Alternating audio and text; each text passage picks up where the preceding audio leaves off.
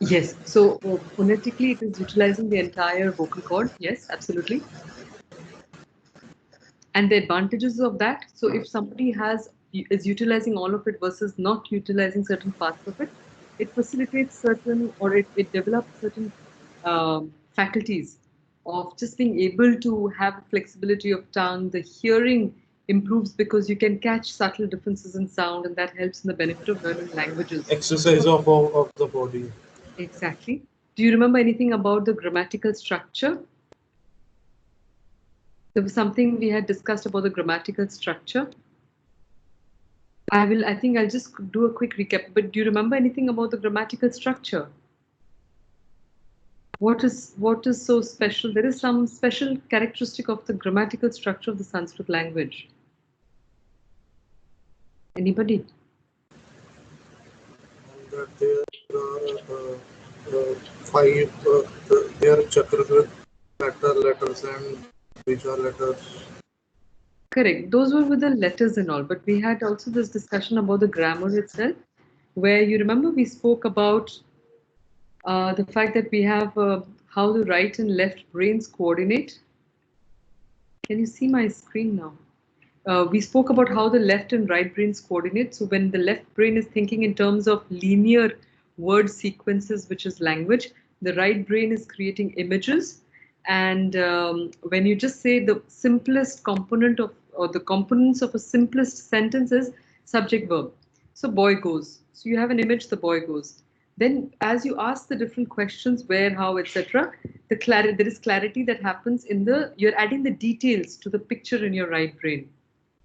So the sentence was, the boy goes to school from home by cycle in the morning at 8 with a friend. And that's the answer to, whom, with whom, where, how, why, from where, when. Huh?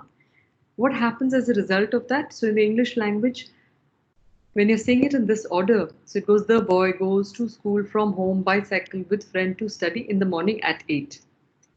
You're forced to keep the sequence of the preposition, or rather, the preposition has to stick with the noun to make the noun meaningful in the relationship of your thought. And because the preposition is separated from the noun, you have 18 words. In Sanskrit, that is collapsed into the word itself, which is known as the vibhakti form or the karaka. But the moment you collapse it in, one of the first thing that happens, so boy, yaha implies that aha at the end is the coding of the language. So the words in Sanskrit are highly coded, and that is what leads to the lack of ambiguity in the system or in the language itself, in the structure of the language. So when you say boy, yaha goes ti, schoolam, homat, cyclaya, friendena, studyaya, in a morning a, 8 a. So each of this, when I say school lum, it means that the school is either the object or the destination. Homat, it means it's from.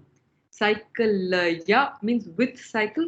Why is it aya and here it's ena? Because this is feminine. So there is, you have to compute a few things. So when you're looking at a noun, your brain is computing. Is this masculine? Is it singular, dual, or plural? So is it masculine, feminine, or neuter?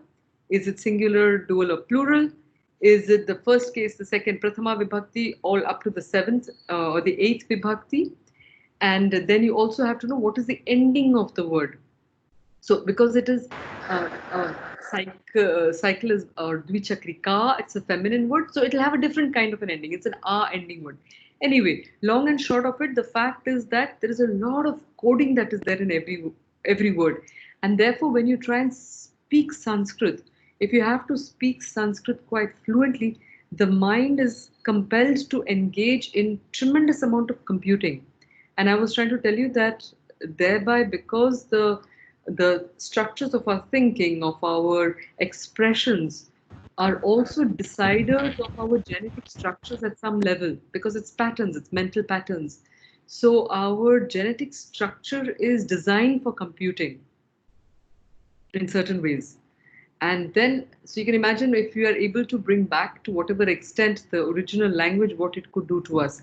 So just reading out the Sanskrit sentence, Balakaha gachati vidyalayam grihat dvichakrikaya mitrena pathanaya pratah kale ashtavadane. Now, What is one big thing that happens when the words become independent in the meaning they convey? Can you guess what would be one direct consequence of making the words independent in the sense that they're conveying in your thought? They can be Order reordered. won't matter. Exactly. Now, what happens to a population? So, because we're looking at the relationship of language and the effect on the psyche of a population that uses it. All right. So, what happens if you have a population that needs to say it only in this way, and another one where you can say it in any order? What matters is the essence of it, not the form of it. What would be the attitudinal difference, or what would be certain characteristic differences between the two of them? So let's take somewhere in one case where the person can, or needs to follow one order. ऐसे बोलने का ऐसा है. You have limited amount of play possible. What kind of mindset would that person tend to have? In one case, language would bind them, and in one case, language would free them. Very interesting. Yes. And what would the binding do to their personality somewhere?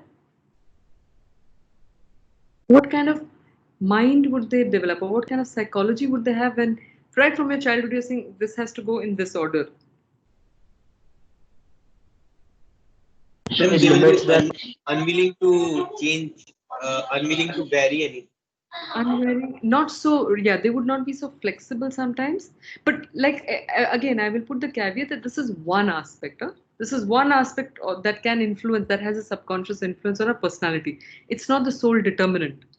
So always remember this larger context as well. So yeah, so one possible subconscious training could be the in a sense a certain rigidity about the order in which things are presented. Another one. Less amount of innovation. Lacks some amount of innovation, yeah. And they would also be very disciplined. This is how you do it, this is how you do it, and tuck. Yes. What happens in the case of somebody who can say it in anywhere? It doesn't matter what order they're saying it in. What happens to that kind of Loss of identity. what of identity? Loss of identity. Why loss? Why would you say loss of identity? And because Fusion class. Yeah. Okay. Ha. Go to the link. Sorry, that was the TA person. So, as I was saying, that one who can say it in any order, why would you say loss of identity? Why was that connection there? ma'am, because we don't know that what's the reality, so we can be interpreted by anything and No, misled by anyone. no, the meaning has to be. See, nobody's saying that you're saying anything. You're saying the same things, but the order is flexible. So the meaning is consistent. It's not that you are both are intelligent people. So the meaning is consistent, but the order in which it is being conveyed is not. Ma'am, the focus shifts to information. Focus, is it information or content? The knowledge, the information which is being conveyed. Correct. I'm going to be careful because information has a much more limited connotation than, let's say, the knowledge or the content has. Great, brilliant. And what else does it do to the mind? Where you can say it like that, ऐसा भी बोल सकते हो, वैसे भी बोल सकते हो, वैसे भी बोल सकते हो. तो आपके You ऊपर can है try कैसे. making a poetry out of it. Exactly. And that's what you do. When you see the Sanskrit verse, you will see that it's in all a mixed order. And so your mind has to be able to hold things in order. It's like on puzzle piece. So if you practice, anybody here who's very fond of doing puzzles, Yes, ma'am. what is one of the reasons why puzzle making is such fun? It's always different. It is always different, and as you're putting the pieces, you have a picture of the whole, and then you put the pieces into it, right? We visualize it. Exactly. So you need a certain degree of visualization and holding in your memory or holding in your mind space the different components and watch it all coming together. That's the joyful part of a puzzle, right? The ability to reconstruct from meaningful parts. Nah? All right, I'll move on. So creativity increases, it potentially, whereas the other one tends to have a more linearity, but the positive side of it is that there's more discipline in that. So I was joking with my German friends. I don't know if any of you have studied German. In the German language, they say that the main verb comes at the end of the sentence. So if somebody, can you imagine from childhood that to know what exactly the mother wants the child to do, you have to keep listening till the end. You have to keep listening. Okay, now I know. So if you have to constantly do that, what kind of a nature would you have?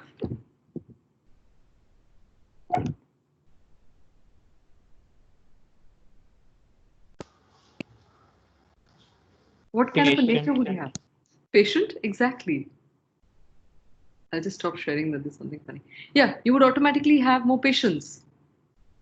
And also, what is the other thing? You would be a good listener. You would tend to listen because you have to pay attention till the instruction is complete. No? So again, syntax dominant and knowledge dominant language, absolutely. Preposition incorporated to the perfect language, all right. So we've seen how the structure of the language, so from the sounds to the word formations to the structure of the language, there is a certain very interesting kind of order and also the fact that there is a a certain unambiguity about the entire way things are presented. If there is a certain way you can have flexibility, but it is not ambiguous. I'll just move on, and therefore, so here we have the Ma'am. Bolo bolo. Ma'am, so in Sanskrit, in this this sentence can be shuffled, and the meaning will remain same. Absolutely. So you want to try, you want to give it a try. And I normally joke with my students and I say, let's try to Sanskritize English. So in English, this word school, home and all can remain, but you can add the Sanskrit ending. So let's just try and do it with the English, the Sanskritized English. So change the order and see what happens. Say it aloud. I want you to just try saying it aloud.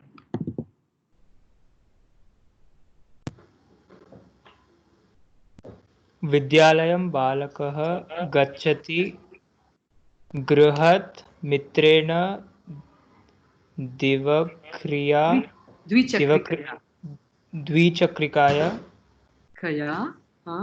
That's why I said do it with the English sentence. Don't try doing it with the Sanskrit one. Do it with the English. So boyaha goes the. So use that one and do it. Okay. Homat cycleya friendena schoolam gosti boyah morninge 8 studyaya.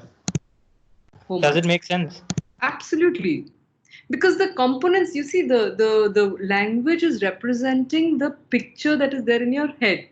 Now, how you are choosing to use the order it doesn't matter so long as the final sense and the interrelationship of those words is maintained. You get it? Yes, ma'am. Because in your thought, the relationship is very clear. What is the relationship between them?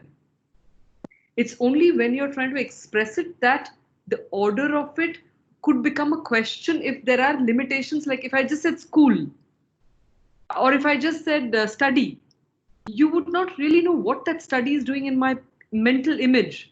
But if I tell you study aya, which means to study, then I can put it anywhere in my sentence and it will always remain to study. So just the English sentence, if you try and change the order, you say to school, from home, in the morning, the boy, to study with friend goes. You can do it, but there is a certain established order. So this... Ma'am, but we can't do this to all sentences, and I mean there will be some sentences in which if we will shuffle the words then it will not make any sense. Do you have an example? So where it would, one of the places where it would not work is just where there are emphasis words. But otherwise, give me an example. Do you have an example to, I mean, if there is quote or thought like that. I want to If there say is some quote or some thought, something like that. ठीक है, हाँ, so that is a different thing. That because it's a quotation, so it has to hold together. But we are talking of a statement where you're just trying to describe a certain image, or you're just talking of a regular situation. If you're quoting, obviously you have to keep that together, because otherwise it can be complicated. But the whole possibility of forming the shlokas is the or the whole what do you say, the whole uh, ability to compose a shloka is based on the fact that the word order is completely free. And therefore, one of the first steps that one does when one tries to analyze a shloka is that we call it the Anvaya Vakyam, which means that you have to turn the poetry into a prose form. How do you do it? You first say, what is the verb? Who is the subject? And then you ask the questions. Once you've got the subject and object determined, then you ask who, with who, where, by, all of those questions. And you get the whole sentence. And how do you know that the words are together? So if you have an adjective and you have a noun, so let's say, I'll give you an example. So I want to say the beautiful boy or the handsome boy. Okay. So it will be handsome boyah. It will have to take the same vibhakti. So I say from the what do you say, schoolam. So I want to say the how can I say, or let's say, I want to say bicycle. So the word for cycle is dvichakrika, nutana, because it will take the same form. So I say new cycle will be nutana dvichakrika. By the new cycle, it will become nutanaya dvichakrikaya. So because they share the same vibhakti, you know that this is an adjective of this word.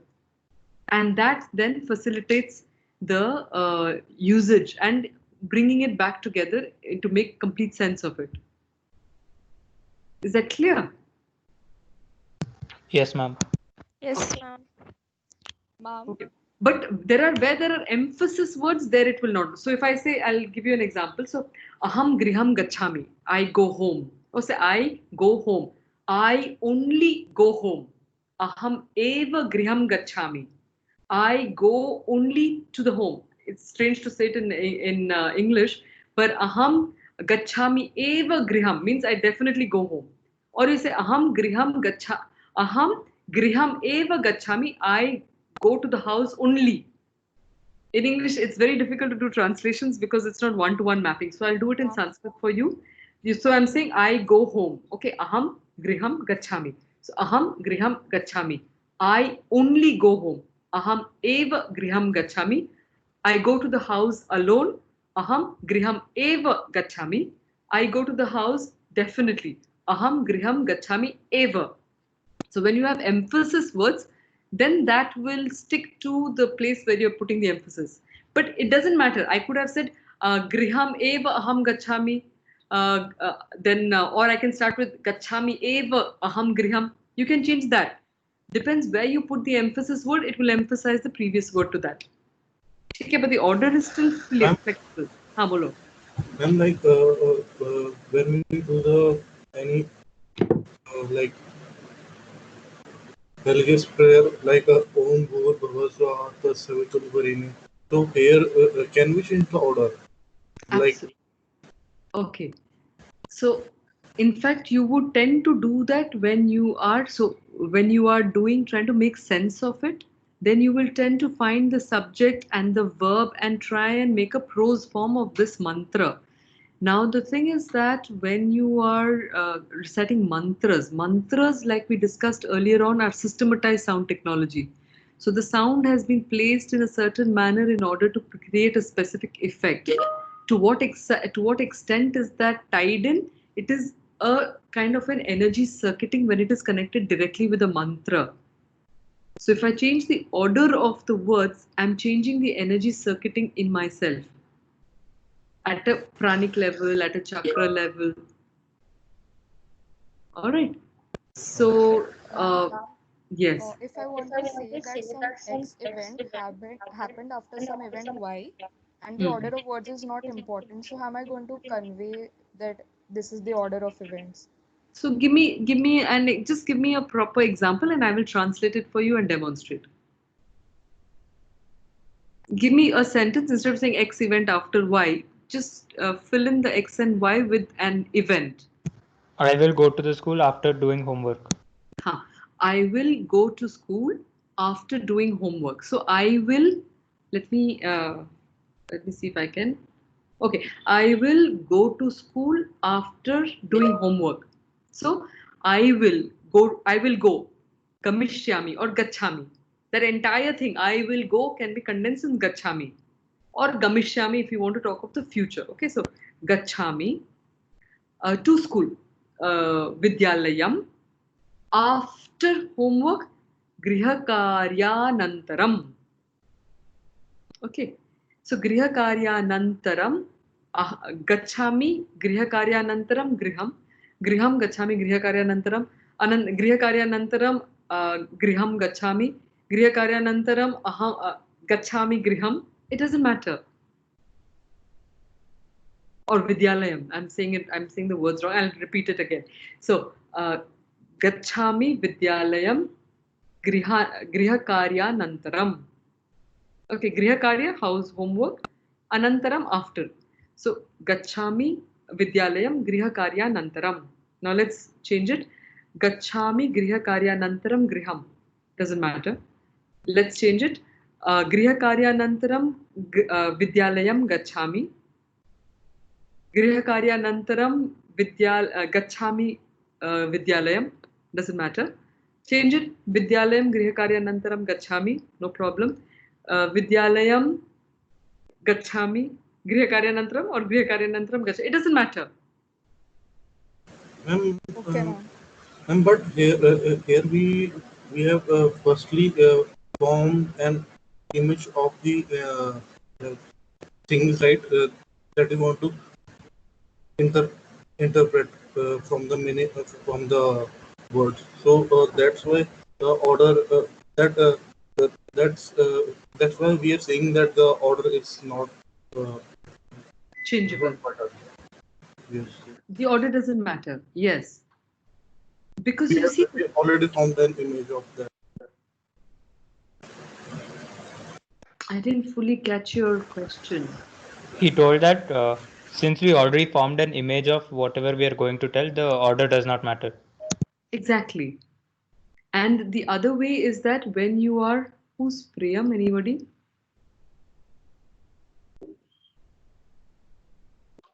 Okay. So the other thing is when you are looking at a word, or rather when you're therefore looking at the world, what does it do to your perception? The moment you're looking at the world, if you have a Sanskrit lens, you would be forced to look at everything with a very definite relationship between them.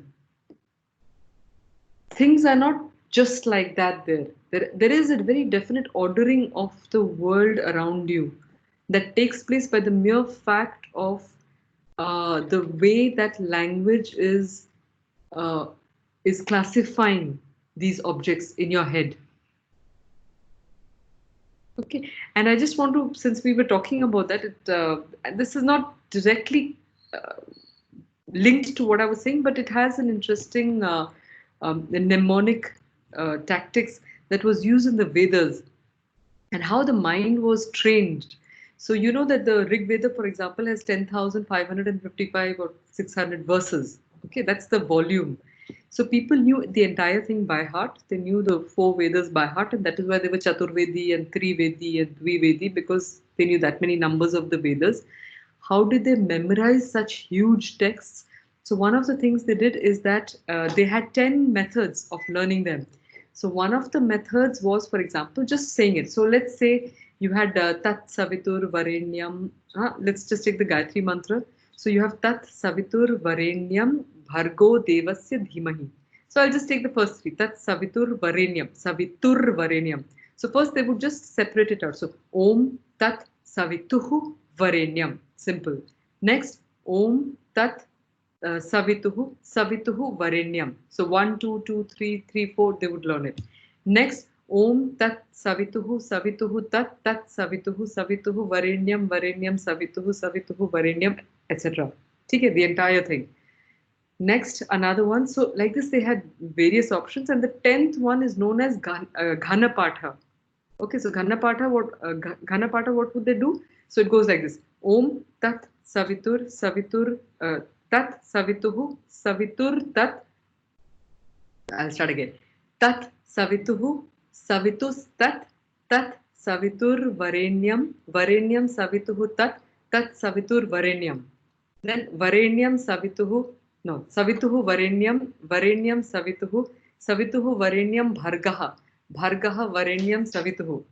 You know, so you just kept building it up like that. So it was 1, 1, 1, 1, 2, 2, 1, 1, 2, 3, 3, 2, 1, 2, 3, 3, 2, 2, 3, 4, 4, 3, 2, 2, 3, 4, 3, 4 karke. So they memorized the entire text in these various manners, so that by the end of it they had no doubt. And why was I hesitating a little bit? Because you need practice to keep the grammar in mind as well. So when I'm saying tat savitur varenyam, I am also at the same time, I'm not just being conscious of the sounds I'm producing, I am also paying attention to the following letter. So if it is tat savitur varenyam, the original word is savituhu with the visarga varenyam. So tat savituhu varenyam. Now if I change the order, so it becomes tat savituhu only with the visarga. When I go back, I do savitus tat, because there's a ta that follows, the visarga will change into a sa. So I had to know the grammar. One had to know the grammar very well, and one had to know the correctness of the order. There was a lot of computation that was happening just to remember this entire text. So it's not a wonder that the our Indian ancestors they had genius minds, because of the kind of investment they did to connect things through the language in many ways. Anybody has a question? So, is it like Hush, your cramming? sound is on. Hush, your sound is on.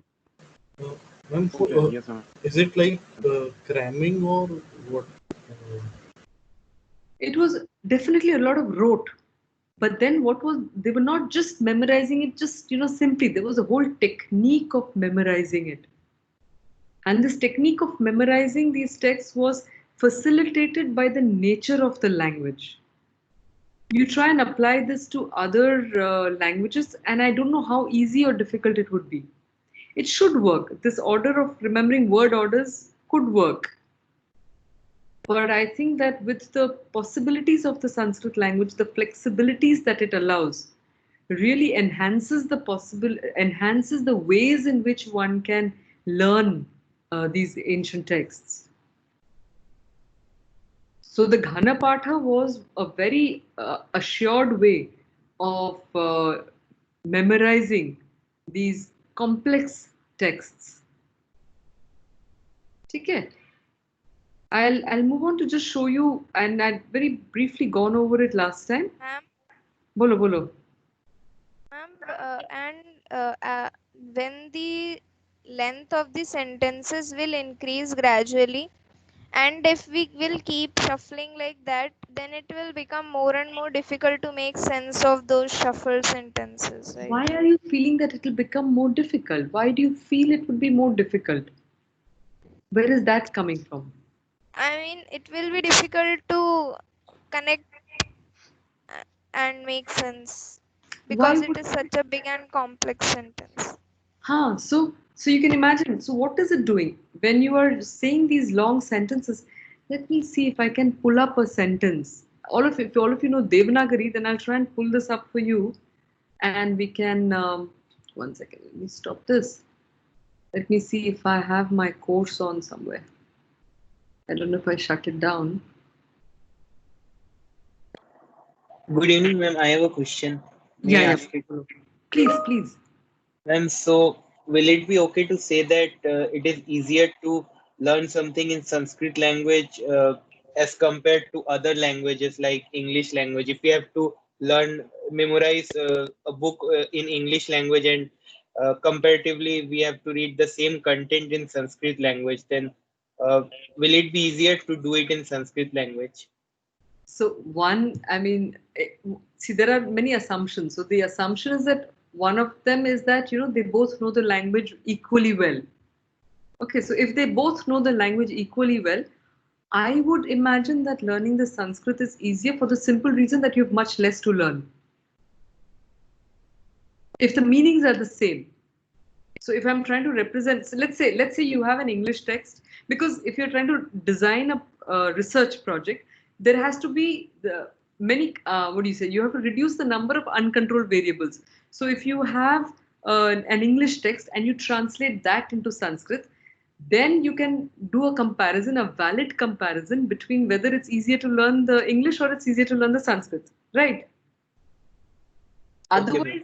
Otherwise, there are so many other factors. If I'm more interested in what is there in the English language text, I will remember that more easily. Because memory has to do with so many other factors. It's not only the language that facilitates memorization. So if I find the content of the English language more appealing, I will definitely learn that up versus the Sanskrit language, which I am not particularly keen on the subject. Because the mind has got limited space in what it is trying to invest in. And therefore, if something is more appealing, I will naturally invest more of my energy in trying to preserve that versus something that is less. So the valid question would be that if you have two texts, one is an English version and one is a Sanskrit version of the same text, then will a person remember, which text will the person find easier to remember? And my supposition, I cannot say it confidently because the experiment hasn't been carried out. But my supposition is that if you have an English text and its Sanskrit translation, the Sanskrit translation will first and foremost be half the length of the English one. And there would be so many ways in which you can express it that it could facilitate learning the English one. But there are too many unknown variables in your question to give it a very confident reply. Okay. Huh? Okay, ma'am, I've got my answer. But one thing I can tell you here is that it's not directly related to the structure, but they did an experiment in the Ohio University Maharishi Iowa Institute in the US, and what they found is that people who were made to read texts in modern languages, and they read the original Sanskrit they read the original Sanskrit. In either case, people did not understand what they were reading. And they did physiological tests on those people. So they took the galvanic skin resistance, they took the alpha coherence in the brain, and they found that those who read Sanskrit texts experienced certain physiological benefits over the modern language reading, which were very similar to a practice called transcendental meditation. They found that the meditators and those who were reading Sanskrit experienced the same physiological benefits, which means that the skin resistance had increased, the alpha coherence of the brain was enhanced. So the article that came out was something like, reading Sanskrit improves brain functioning. And what more they added, they said that with the meditation, you have to close your senses. With Sanskrit, all your senses are alert and you're experiencing the same benefits. So that was with the value of the sound. But what you're asking me is more about grammatical structures. But to remember it, there are too many other factors to take into consideration to give a simple answer to that. But I have pulled up a sentence here and I will just demonstrate what Priyansha was asking. That why would longer sentences become more complicated? I mean, if every word is clear in your head about how it is relating to the others, it doesn't really matter which order you're putting it in. Because your mind knows exactly what the relationship is between those sentences, between those words. So let's take this long sentence here. I don't know if you can see it clearly, but it's the Sanskrit sentence. So I've asked all the questions here, okay? So it says, Balakaha mitrasya grihat sahodarasya dvichakrikaya pratah kale ashtavadane Pathanaya nagarasya vidyalayam gachanti. That's a long sentence. It has used all the vibhaktis in it. Now, if I have to make the sentence in a different order, I can say balakaha sahodarasya dvichakrikaya. And Yes. uh, I uh, I just wanted to say one thing. Like like when we are reading anything whose meaning we understand, like it appears interesting to us. But when we start reading anything whose word meanings we don't know, then we just start feeling boring and all that. So like our mind also start feeling that way. Uh, so like in like the words of Sanskrit whose meanings we don't know, so like it also feels that way only. That's why I said uh, not knowing it can result in not wanting to invest in it. All right. But then there is the other side of it is that uh, when in any case we invest in languages, so why do we invest on one language versus another language? And if in the Sanskrit language there are certain advantages, just as we can see, there are certain benefits of engaging with this language, and those benefits are at multi-layered benefits. Then the question is, should one invest in learning it? And about memorization, like I mentioned to the previous person also, that it really depends on whether you're able to connect. So the equivalence that you would have to do is that you're made to read an English text where you don't understand the words. So if you're reading an English text where you don't understand the words versus a Sanskrit text where you don't understand the words, then how do you respond to them? You cannot compare you understand here and you don't understand. Then you cannot compare those two. You get it? Okay. If you're comparing it, either they have to have a commonality that you don't understand either of them, like for that experiment where they did not understand what they were reading, so they were able to remove the uncontrollable variable of the effect that understanding can have on the body. So they removed that, and both were texts they did not understand, and they were just measuring the effect of sound on body. It was not language on body, but sound of a language on the body. So similarly with memorization, if you want to do a neutral kind of a text, you have to make them say the words and see what happens. It's an experiment to be done. But what I would just say is that when you are making sentences, one place, as I was reading the sentence, there's one place that I realized that you cannot do it necessarily all the time, is when you're adding the question whose. So if I go back to this one, if I ask the question, whose school? So it is my brother's school. If I'm saying brother's school, then I would have to keep these two words together at least. So if I say whose cycle, my sister's cycle, then I have to keep these two words together. Then if I say brothers and sisters, because they have the same form, it can be confusing there. So that's the place where there can be confusion, but that's the second level of the sentence. It's not part of the core sentence. Okay. So you're adding another layer to that basic sentence structure. And there you need to be a little careful. Means it will not work as simply as I'm saying.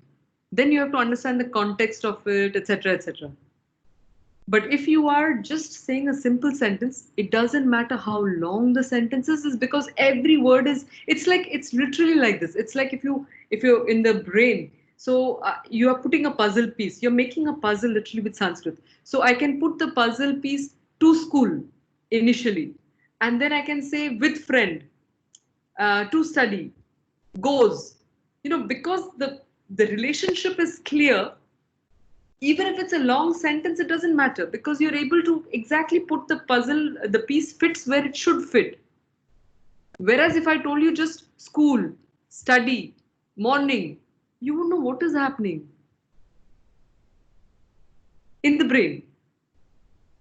Okay. So this facility of the language, or this property of the language, facilitates a certain word order flexibility, and that has its own impact on us.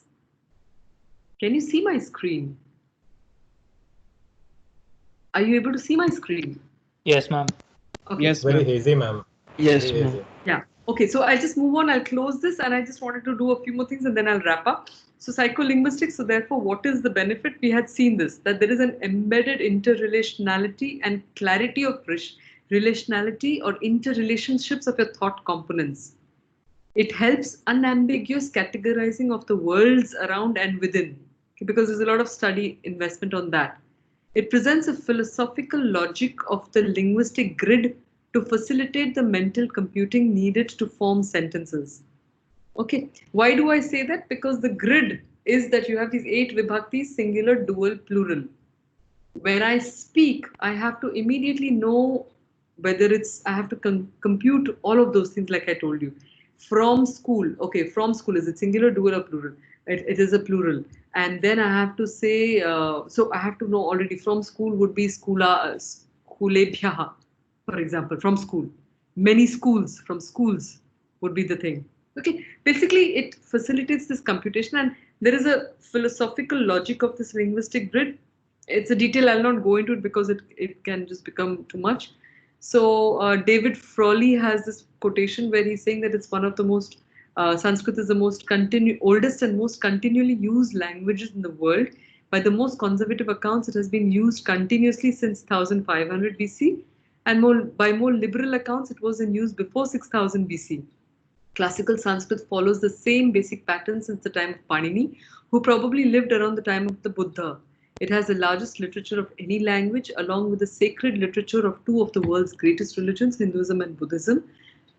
It possesses a larger group of works on spirituality, metaphysics, and mythology than any other language. It has an extensive literature of poetry, drama, and philosophy, though much of it has been lost in time. Special creations, like I told you. So I had rushed over this last time. So it was Deva Kanini Kavade. Your verse is like that, huh? Deva Kanini Kavade Vahika Swaswa Kahiva Ma'am, we Kakare. are not able to see the slides. Yes, ma'am. Not able to see. Thank you. Well, that's why I said, are you okay? I'll share that.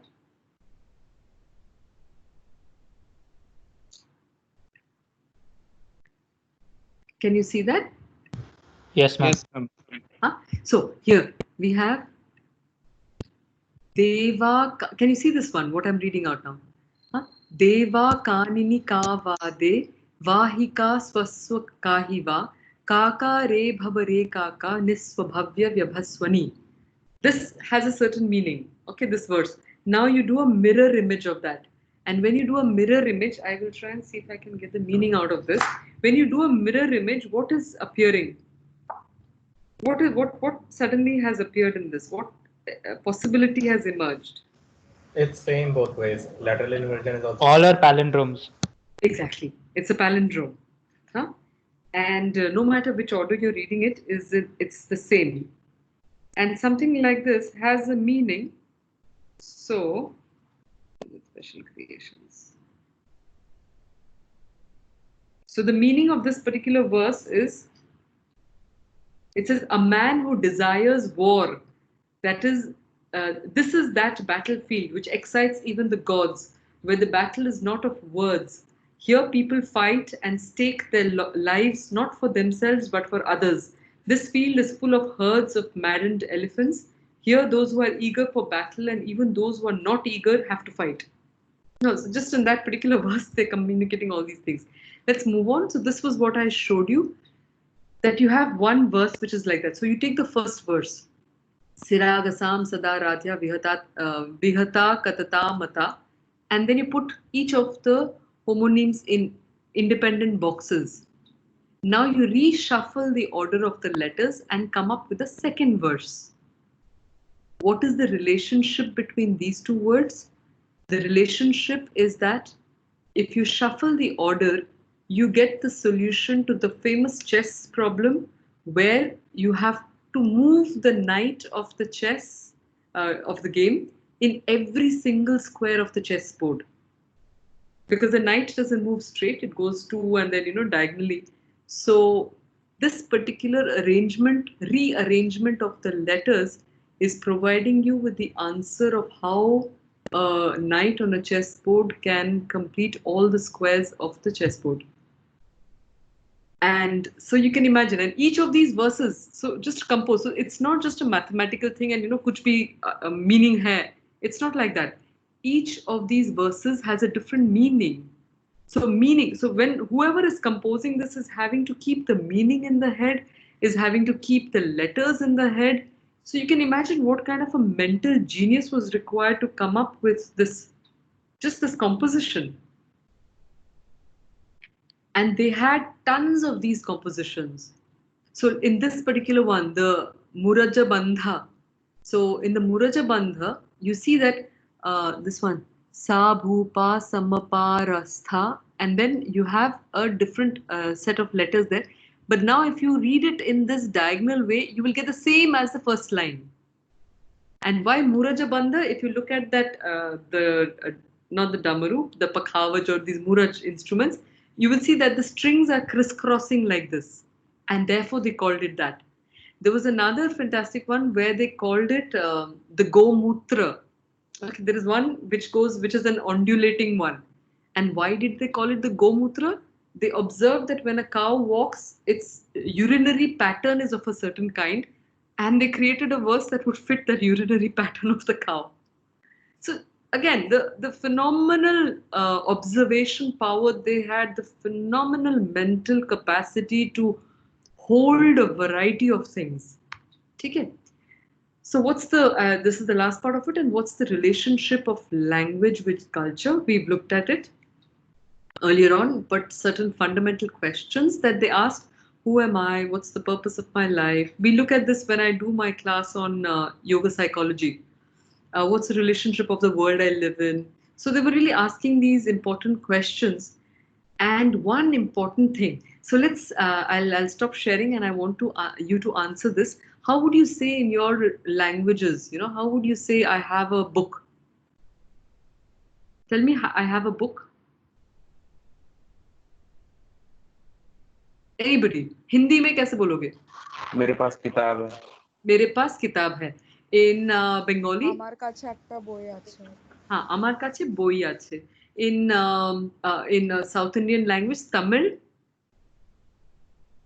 Anybody there? I'm sure there'll be Telugu people. So anybody from Andhra or Telangana now? నా దగ్గర book ఉంది. I don't know the pronunciation for book. Yes. Book doesn't matter.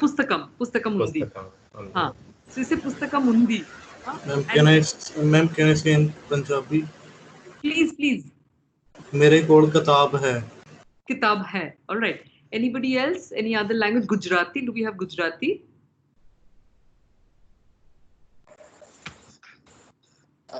મારી પાસે પુસ્તક છે.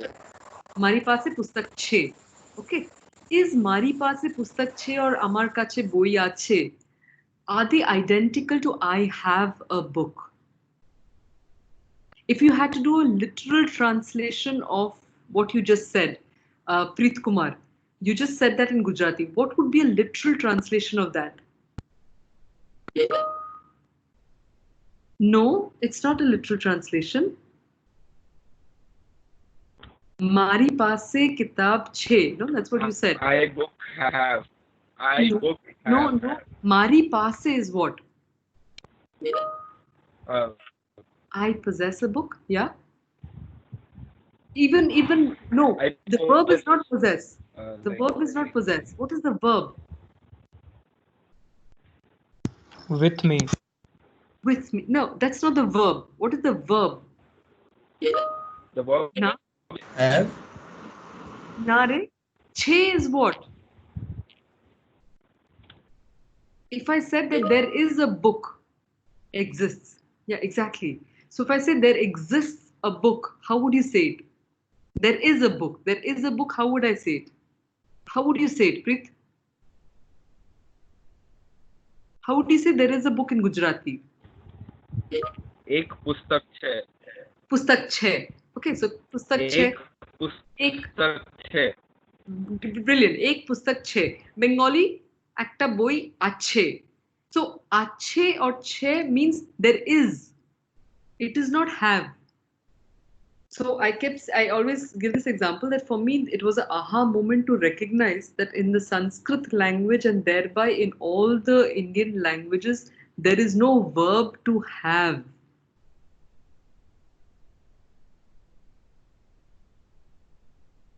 What would that do to the mind? Can you imagine a language that has evolved for more than 5,000 years and there has not been the requirement to think of the verb to have? So when you say I have a book versus the book is with me, which is what you basically say, mere paas kitab chhe, mare paas kitab chhe. So when you are saying amar kache boi ache, the book is with me versus I have a book. Is it the same thing? What is important when you say I have a book? Who is important? The person. Exactly. The person is important, right? If I say the book is with me, who's important? Book. The book is important. The book. Where exactly? Exactly. It doesn't necessarily remove the possessiveness, but it changes the dynamics between the possessor and the possessed. And what is that change in dynamics? If I say I have the book and the book is with me, how is it changing the dynamics between the possessor and the possessed? The book is the possessed and I'm the possessor. What changes in the relationship there? Priority is given to the book actually. Yes, and what is one big outcome in the way you would look at the world like that? So you can imagine everything is, I can possess it. It can be with me for some time. Non-possessiveness could be a little far-fetched because I am possessing it. But what is the relationship in which this possession is with me? Nobody owns anything. Yeah. We do not take things for granted. Exactly. You cannot remove it of its existential value. It is important, and I happen to be the trusteeship. So the notion of trusteeship becomes very important. And therefore, you read the entire thing, you will see that the worldview of the Indic civilization has been primarily of trusteeship, not of possessors. Because when you say, so it's interesting also to link it to, let's say, the philosophical traditions or the religious traditions. So when the world was created and then God created man and said, now it's for you to possess, to dominate upon. It is a very different worldview than things are there and you are there and you can have it and it will go. But you cannot decide about its existence or non-existence in a certain sense. That's why I said, when I'm saying these things, you have to remember that there are caveats. So when you're saying non-possessiveness, it's not true because I can say my book. The moment I say my book, of course, there is a sense of possessiveness. Right? But if I have to look at the dynamics between the book and me, and I say I have a book, but the book is with me, it's quite different. And thereby, in the Indic civilization or in the Bharatiya culture, there was not much of an emphasis on having things. What happens when you have things? What is the psychological outcome of having something? You get attached to it. You get attached to it, and therefore, if it is more develops greed, generation of greed. The need, yes, and there's a fear of losing it. Brilliant, Varun. One thing that happens when you think you have something is that it increases the degree of insecurities with many things. If you're investing in that, if you invest in having, you can be sure that it is accompanied with the investment of the fear of not having. Whereas if the investment is on being, then what is the consequence? As a person, do you invest in having things or do you invest in being something? If you invest in being, what is the outcome of that? We won't develop any sense of attachment to anything. Okay, again, I will, like I said, I'm always very cautious about simplified generalizations. So there is a chance that we will not be. So the moment you're saying that there is a chance that you will not be, or there's a probability or there's a propensity not to be, then it is different. Yes, Jeet, you were saying something? Free from material things. Yes, Jeet, you were saying? Yes, ma'am. I was saying that we won't be attached to anything, so there won't be any fear of loss. Yes, in a sense. Okay, so when we are saying this, when we discuss it in the psychological context, when we're looking at yoga psychology, then we can maybe put this in perspective, and then you ask me these questions again, like, what is the relationship there? So one of the things that is what happens is that if we invest in being something, first and foremost, you can never lose it. So that investment will get you 200% returns, or if not more. Whereas if you're only investing in having, so let's take it in the context of your education. Why do we study? Why do you study? Why are you studying Histai, or why are you studying whatever subjects you're studying?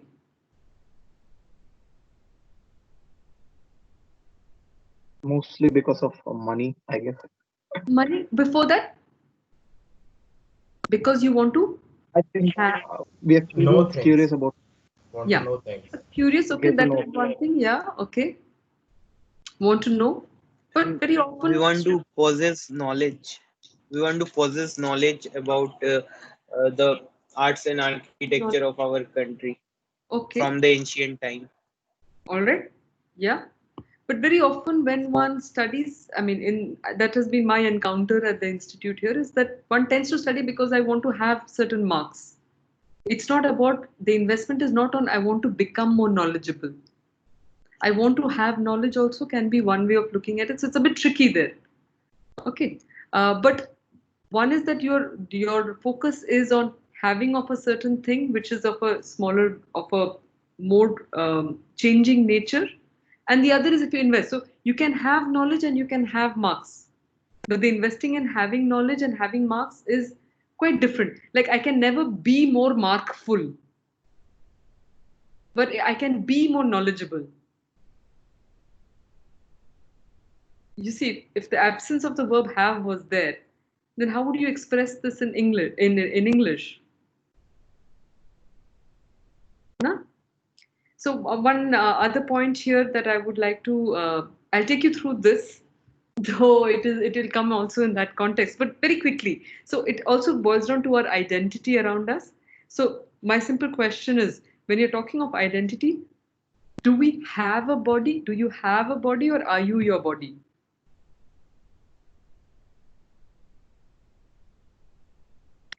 We have a body. I have a body. Very interesting. Did you ever think of this before? That you, why would you so clearly say, no, I have a body? We think that there is something more than just. Well, because body changes, shape, it grows, decreases, and everything. Brilliant. Brilliant. We So, live in more like a soul thing or something. I mean, huh. something like that. But yeah, correct. Whether even we are not fully aware or we don't have a real knowledge of that, but exactly. So we can say that I have a body because the child's body is different, the young person's body is different, the older person's body is different. So if I say I am my body, the question would be which body? But at the same time, one can become the body. So I can become my body, and I need to become my body at times, because if I'm hungry, I don't feed my neighbor. Or if I have an itch, I don't scratch my friend. So when I feel a sensation, then I become the body and I respond to the need. Right? Next question. Do you have emotions, or are you your emotions? We have emotions. We have emotions. What is the difference between saying I am my emotions and I have emotions? What is a big thing that changes?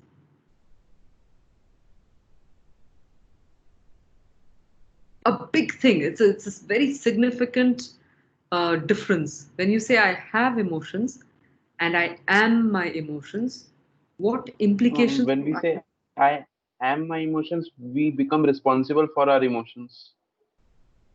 But when we say we have emotions, we just like say that they are just result of something happening.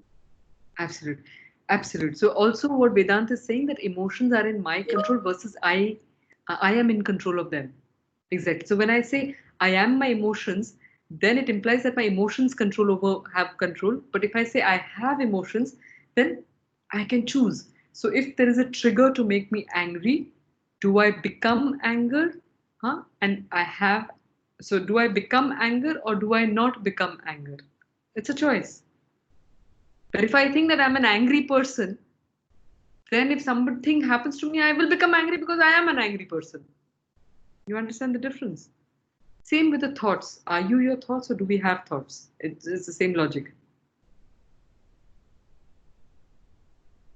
It's not so easy to distinguish it at that level because we are our thoughts. You are your thoughts. Really? Which thought? The thoughts which the situation creates for us, and we simply respond to that. So that's how it goes. So that's it. So do you have thoughts, or are you your thoughts? Ma'am, we are our thoughts. We are our thoughts. How can you say that? How can you say that if you say that emotions are changing, if the body is changing and therefore I cannot be my body? Ma'am, suppose like if we face some distress situation, and I may behave in that situation some different way, and suppose for namesake if Jeet Sen Gupta may behave in a different situation, then somebody will tell that Jeet Sen Gupta was a brave in that distress situation and Kripa Shankar was a coward. So I become that emotion. But this is the world making you your thoughts. Even it is my realization. If I run away from that situation, then I know that I ran away. Jeet Sen Gupta faced that situation. So it is, isn't it that way?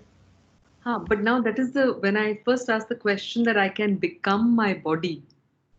So the whole thing is I can become my thoughts, but am I my thoughts? The question will come up, which thought are you?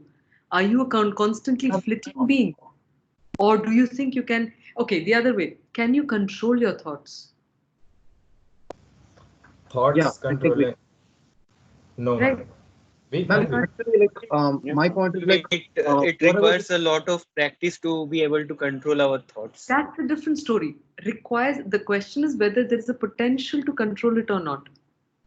Yes, and there is potential. Potential is there, but we cannot control completely, or we cannot control our thoughts. So there are assumptions in what you're saying. There are a lot of assumptions in what you're saying that we cannot control. Maybe that's the reality that one has been faced with. Okay, but maybe if the reality is different, maybe when you were a child, were you able to control your thoughts?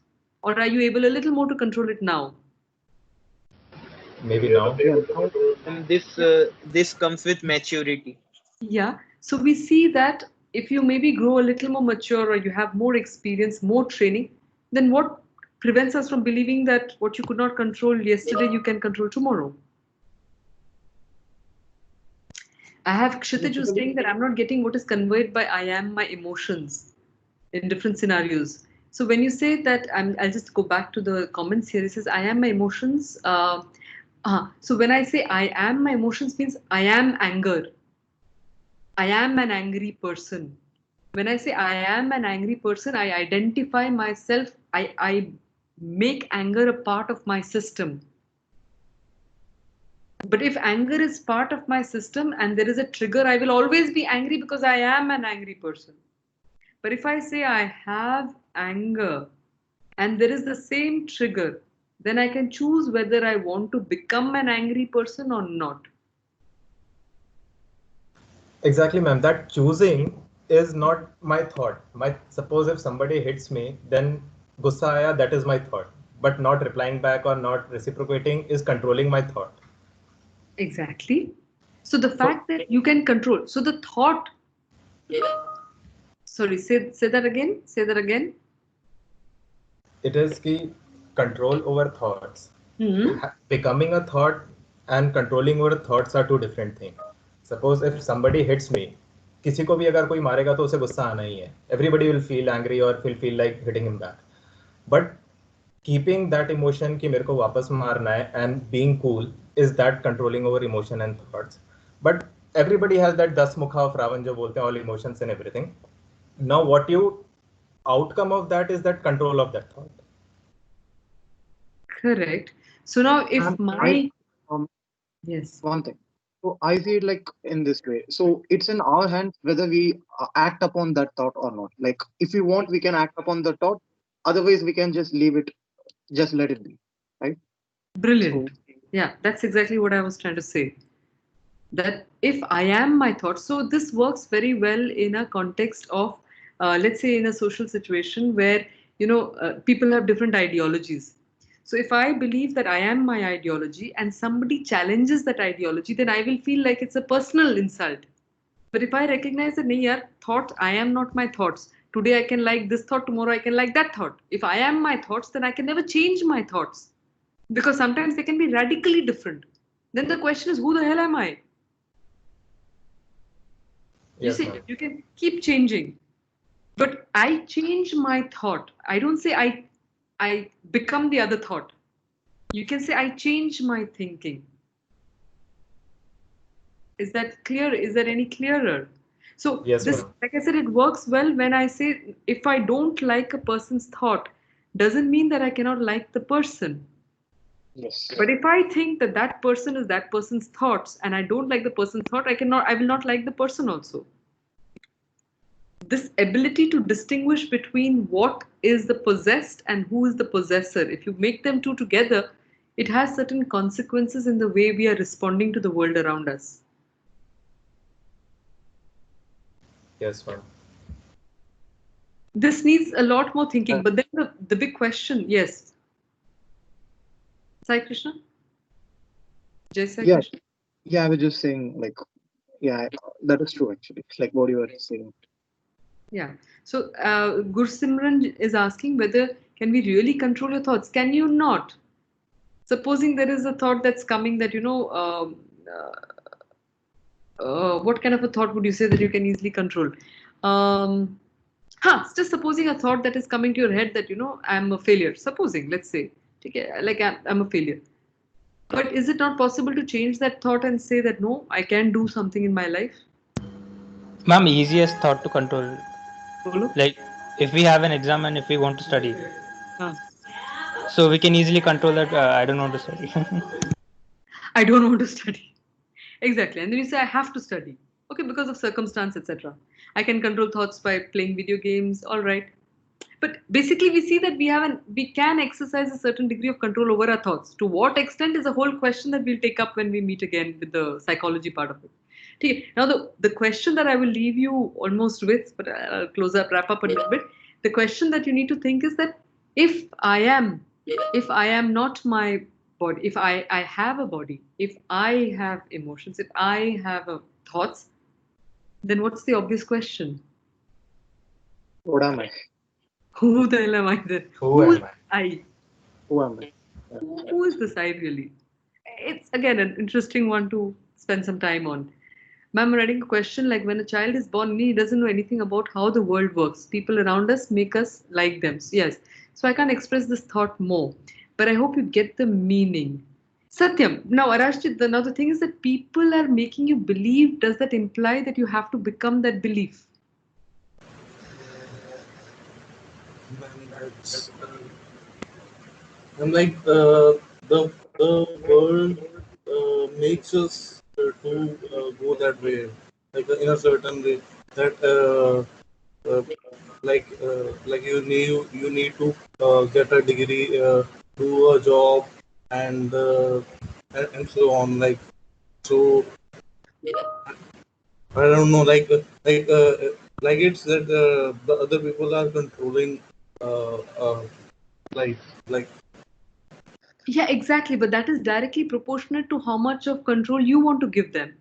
Now, the whole world can be telling some people that ye karo, and that if that person has sufficient self-confidence, they'll say, nahi karna hai mujhe. I mean, it works with drugs, it works with many things. Just because there is pressure is no reason why one has to succumb, no matter what the situation is. But for that, one needs clarity, one needs to know where one is going, it needs work. So normally we are all like the sheep. One person does, so everybody will do. Why? Because thinking is cumbersome. Thinking and acting independently needs a lot of courage. Very interestingly, I'll tell that when we meet for the psychology. But maybe this is important. This is a fantastic one to say at this point about to what extent can we control our being. So Nelson Mandela was in prison for 27 years. under difficult circumstances, of course. So many things could have happened to his mind, right? Many kinds of thoughts. He could have become a negative person. Many things could have happened to him because the circumstances were compelling. The day he was released, they say that the jailer told him, "So finally, you're a free man." To which he answered, "I have always been a free man." So what would it require to keep that independent mind no matter what the circumstance around is imposing on one? No? So interesting. But again, for me, why this discussion is always so fascinating is because it just starts it just stems from the recognition that there is no verb to have. And just this difference of whether I have a body and I am my body makes so many things clear. If I think I am my body, I'll spend all my time. I'll tell you one story. So if I think that I am my body, the consequences of that. So there was one Belgian weightlifter who could, pull lorries and do these amazing strength feats. So after a certain age, like it would happen to anybody, the body strength waned, the body strength decreased. So what did he do? He killed himself. Why? Because he thought that if I am my body, then and now I cannot do anything. So there's no purpose in my life.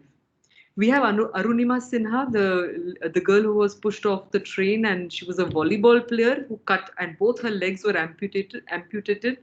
What did she end up doing? If she had thought, I am my body, and now I was a volleyball player, now I can do nothing in my life because that whole image has gone now. So it's the whole image that what are we connecting our image with? So now I can no longer play. What did she end up doing finally? Anybody knows?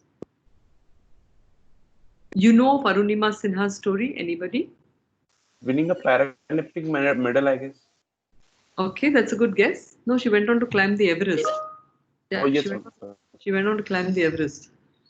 And she has a very inspiring TED talk on that, actually. Let me see if I pull it out.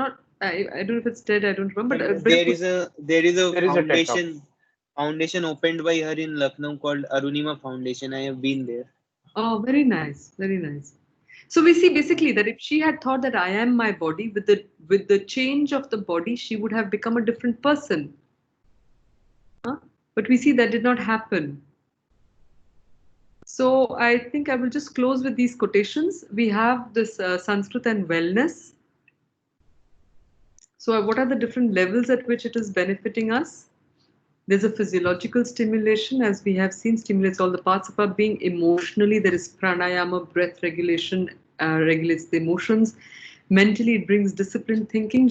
In fact, that was also the reason why classical languages were taught in schools, because the learning of a classical language like Greek or Latin or Sanskrit was not just about learning a language that might have a utilitarian benefit or not.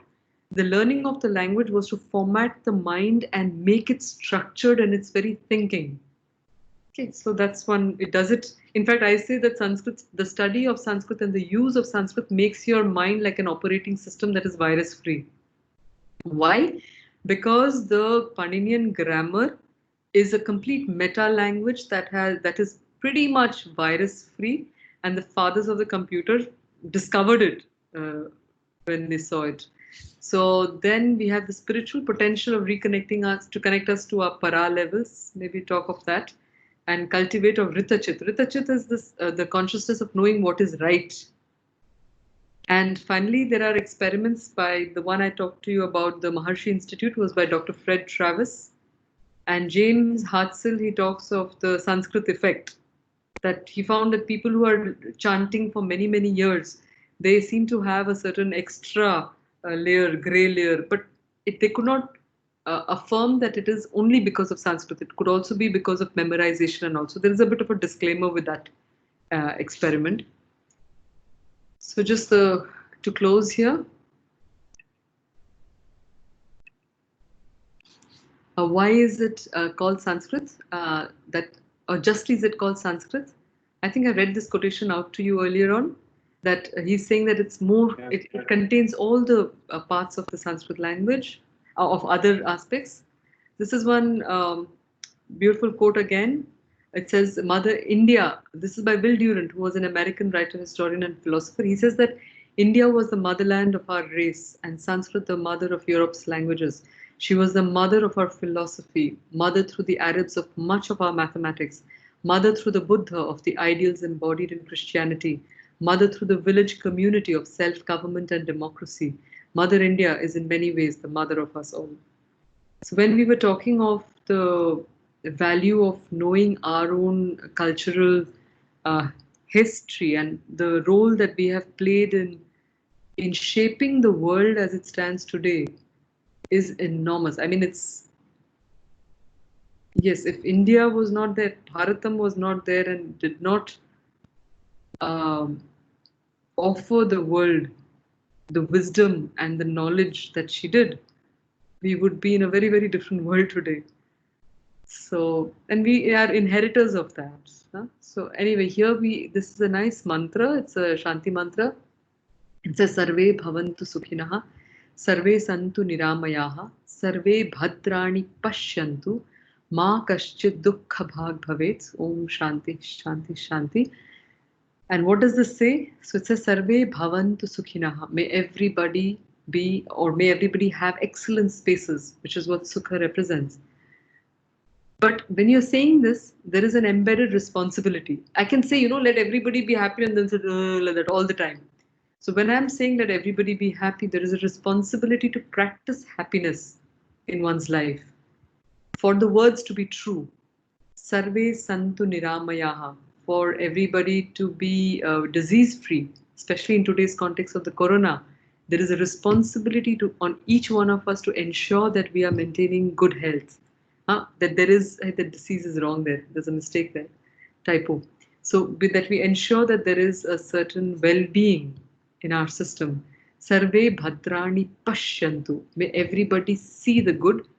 Every individual can only see the good if every individual is practicing the good. And then in neuroscience, they talk of the mirror neurons, that if somebody else is lifting their hands, grabbing let's say an apple or something like that, in my mind, I'm replaying exactly as if I was lifting my hand to pick up that apple. So what we see is what we reproduce in our heads. And that again becomes important because when we are looking at, let's say, a lot of negative stuff of violence and all, we are actually reproducing that many times over. And therefore, when we are, when one has to actually do it, one is no longer hesitant because we've already done it a few hundred times, or the number of times that one has exposed oneself to that contact. Long and short, Sarve Bhadrani Pashyantu, may all see the good, implies that every individual has to practice that which is cultured, cultivated. Only then multiply that and we have a better society. And Ma Kaschit Dukkha Bhag Bhavet, let nobody have any sorrow. For that, if every individual took the onus of not being the source of any bad space, dukkha, sukha, good space, bad space, dukkha, for anybody else. Om Shanti, Shanti, Shanti. Why 3 times Shanti? Because the world was conceived of being a 3-leveled, many layers, but at least 3 largely. There's the physical world, there's the subtle world that you cannot grasp with your physical senses, and there is the ideal world, where things are in their absolute, uncorrupted form. So when I say Shanti 3 times, I bring that experience of peace, because Shanti generates peace at all 3 levels. Peace, peace, peace. Dhanyavada. Bhu dhanyavadaha. Punarmilamaha. Shubhamastu.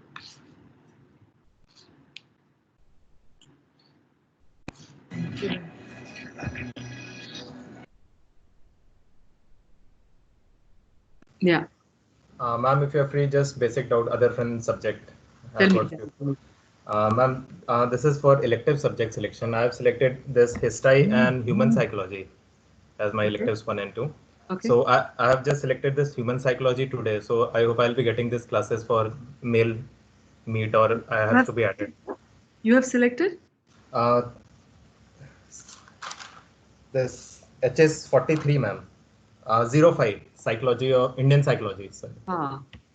that is other your subject. Since I saw your name, I had selected that only. Send me a request and I will accept it if it is yet to be accepted. All right. But besides that, I just want to inform all of you the technical part of this course. What will be the basis of the evaluation? Evaluation will be based on every professor. So we've got about 15 professors who will be teaching this course. We've got 2 external experts. Tomorrow you will have a class by Dr. Shruti Sharma. I don't know if she's there still. She had said she might attend. But Dr. Shruti Sharma is an Ayurveda doctor and she takes some of the most brilliant classes on understanding ourselves, understanding our nature, etc. So don't miss it because she's really, really very, very good and makes the subject very relevant to our lives. So she'll be doing the next 3 classes mostly. So Wednesday, Thursday, and mostly Friday as well. And then you have, so because we've got different professors who are taking it, each one will do their own evaluation for this course. That would be the evaluation pattern. Okay. Ma'am, one thing. Like I wanted to ask about the like the video lectures which of the previous classes. Like where can I available? I will share it out today.